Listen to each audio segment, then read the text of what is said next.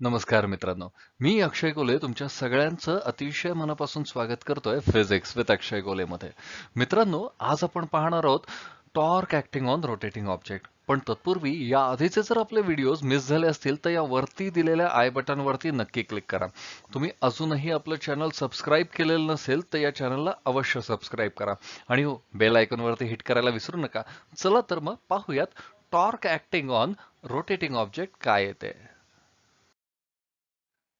So मित्रांनो, consider करा आपल्याकडे एक रिजिड ऑब्जेक्ट आहे आणि हा जो ऑब्जेक्ट आहे हा रोटेट करतोय. हा रोटेट कुठे करतोय तर हा जो ऍक्सिस आहे या ऍक्सिसच्या अबाउट हा ऑब्जेक्ट जो आहे हा रोटेट करतोय. ठीक आहे. सो या ऑब्जेक्टवरचे काही पार्टिकल्स आपण कन्सिडर करूयात. समजा हा आहे पार्टिकल ज्याचा मास आहे m1 आणि याचं distance from the axis of rotation आहे ते आहे r1. सो आपण कन्सिडर करूया दुसरा ऑब्जेक्ट जो आहे ज्याचा मास आहे m2 आणि याचं जे डिस्टन्स आहे from the axis of rotation ते आहे r2. आणि हा कुठला तरी nth पार्टिकल ज्याचं मास आहे mn आणि ज्याचं डिस्टन्स जे आहे from the axis of rotation ते आहे rn. सो मित्रांनो, आपल्याकडे एक रिजिड ऑब्जेक्ट आहे जो रोटेट करतोय एका ऍक्सिसच्या अबाउट आणि हे आपल्याला माहिती आहे आणि त्याच्यावरचे काही पार्टिकल्स आपण कन्सिडर केलेले आहेत. ओके. सो ते जे पार्टिकल आहेत ते पार्टिकल ऍक्च्युअल मध्ये काय करतायत तर ते पार्टिकल त्या ऍक्सिस भोवती सर्क्युलर मोशन परफॉर्म करतायत. राईट. सो जर ते सर्क्युलर मोशन परफॉर्म करत असतील तर त्यांच्यावरती ऍक्ट होणारं टँजेन्शियल ऍक्सलरेशन काय आहे. सो ते आपण बघूयात. सो आपण असं कन्सिडर करूयात की A1 जे आहे हे आहे tangential acceleration of particle having mass m1.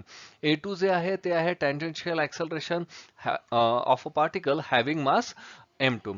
Similarly AN जे आहे ते आहे tangential acceleration of particle having mass mn.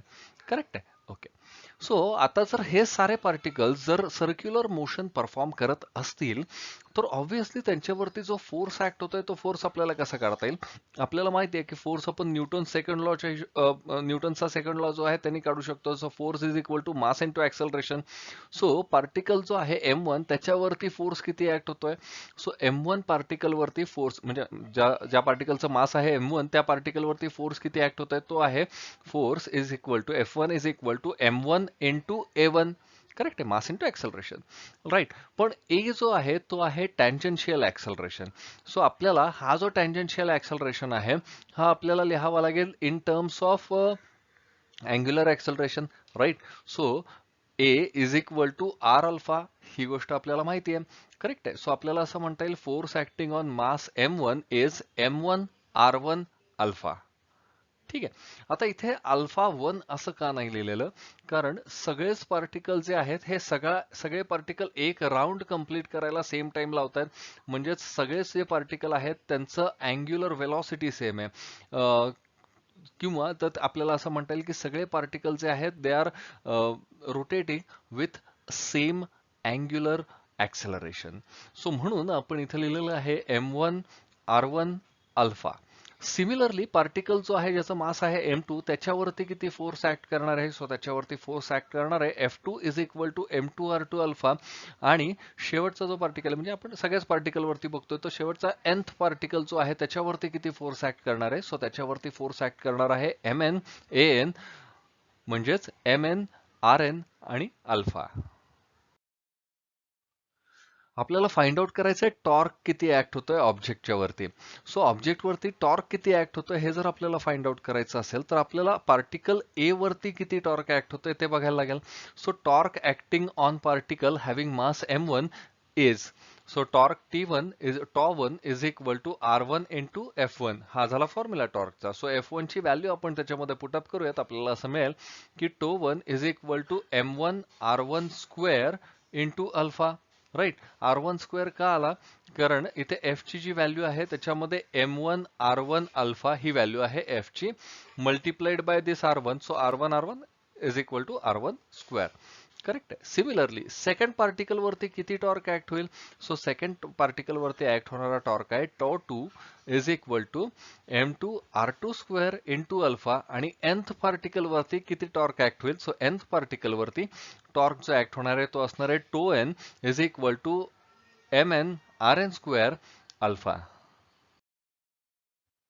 So आपल्याला इंडिव्हिज्युअल पार्टिकल वरती ऍक्ट होणारा टॉर्क किती आहे हे आपल्याला कळालंय. आता आपल्याला फाइंड आउट करायचं आहे magnitude of torque acting on that object. So the magnitude of resultant torque acting on that object is tau is equal to tau1 plus tau2 plus dot dot dot dot tau n. म्हणजेच काय तर सगळ्या particle वरती जे torque act होत आहे त्या सगळ्यांची समेशन आपल्याला इथे करायची आहे. ओके, सो यांच्या व्हॅल्यूज पुटअप करूया. So tau is equal to m1 r1 square into alpha plus m2 r2 square into alpha plus dot dot dot dot mn rn square alpha. यामध्ये काय आहे आता बघा, यामध्ये आपल्याला अल्फा कॉमन काढता येईल. So tau is equal to m1 r1 square plus m2 r2 square plus dot dot dot dot mn rn square हे एका ब्रॅकेटमध्ये लिहिलं आणि अल्फा आपण बाहेर काढला. ओके, आता हे जे ब्रॅकेट आहे ज्याच्यामध्ये आपण एम आर स्क्वेअरच्या व्हॅल्यूज लिहिलेल्या आहेत, म्हणजे हे जे प्रॉडक्ट आहे याचं समेशन घेतलेलं आहे. सो या ब्रॅकेटची व्हॅल्यू काय आहे? सो हा जो ब्रॅकेट आहे, this bracket is nothing but moment of inertia. आठवत आहे ना, मोमेंट ऑफ इनर्शियाची आपण डेफिनेशन काय केली होती? Moment of inertia is nothing but summation of m i r i square, right? Okay, so ही जी व्हॅल्यू आहे ब्रॅकेट मधली ती आहे मोमेंट ऑफ इनर्शिया. म्हणजेच आपल्याला असं लिहिता येईल की torque tau is equal to I into alpha. So torque acting on object हे आपल्याला कसं काढता येईल? सो आपल्याला त्या ऑब्जेक्टचा moment of inertia find out करायचा आणि त्याचं अँग्युलर वेलॉसिटी हे जर आपल्याला माहिती असेल तर आपल्याला त्या ऑब्जेक्टचा टॉर्क काढता येईल. सो मित्रांनो, आजचा व्हिडिओ आपल्याला कसा वाटला आम्हाला नक्की सांगा. लाईक करा, शेअर करा. या पुढचा व्हिडिओ आपण कुठल्या टॉपिकवर बनवायचा ते देखील खाली आम्हाला कमेंटमध्ये अवश्य लिहून पाठवा. तुम्ही अजूनही आपलं हे चॅनल सबस्क्राईब केलेलं नसेल तर ते अवश्य सबस्क्राईब करा. तुमचं एक एक सबस्क्रिप्शन मला उद्युक्त करतं असे अधिकाधिक व्हिडिओज बनवण्यासाठी. सो भेटूयात पुढच्या व्हिडिओमध्ये. थँक्यू.